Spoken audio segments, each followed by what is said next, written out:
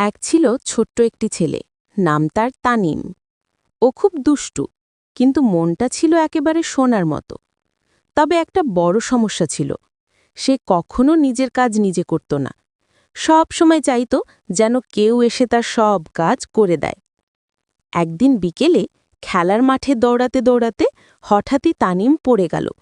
উঠে দাঁড়িয়ে দেখল পাশে ঝোপের নিচে চকচকে একটি চিকন কাঠি। কাঠিটা যেন আলো ছড়াচ্ছে। তানিম কৌতূহল করে সেটা হাতে তুলল। হঠাৎ আকাশটা ঝকঝক করে উঠল। একটা নরম মিষ্টি শব্দ ভেসে এলো, আমি জাদুর কাঠি, যার হাতে থাকি তার যে কোনো কাজ মুহূর্তে করে দিই। তানিম তো খুশি, সে দৌড়ে বাড়ি এসে বলল, ঘরটা গুছিয়ে দাও।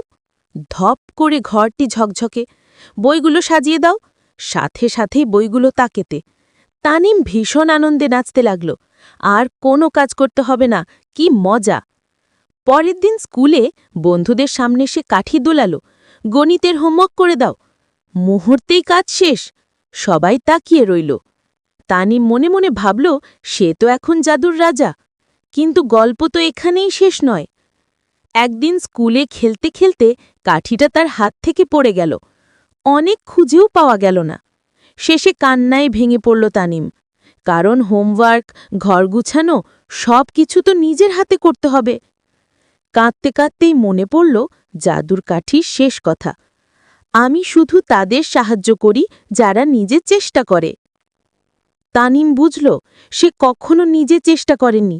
সে বাড়ি ফিরে প্রথমেই ঘর পরিষ্কার করল, বইগুলো সাজালো, মাকে বলল, আজ থেকে আমি নিজের কাজ নিজেই করব।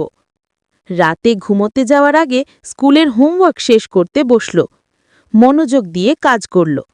কাজ শেষ হলে হঠাৎ টেবিলের উপর সেই হারিয়ে যাওয়া কাঠিটি উপস্থিত। কিন্তু এবার কোনো জাদু হলো না। কাঠিটা শুধু নরম আলো ঝলমল করে বলল, তুমি শিখে গেছ, চেষ্টাই সবচেয়ে বড় জাদু।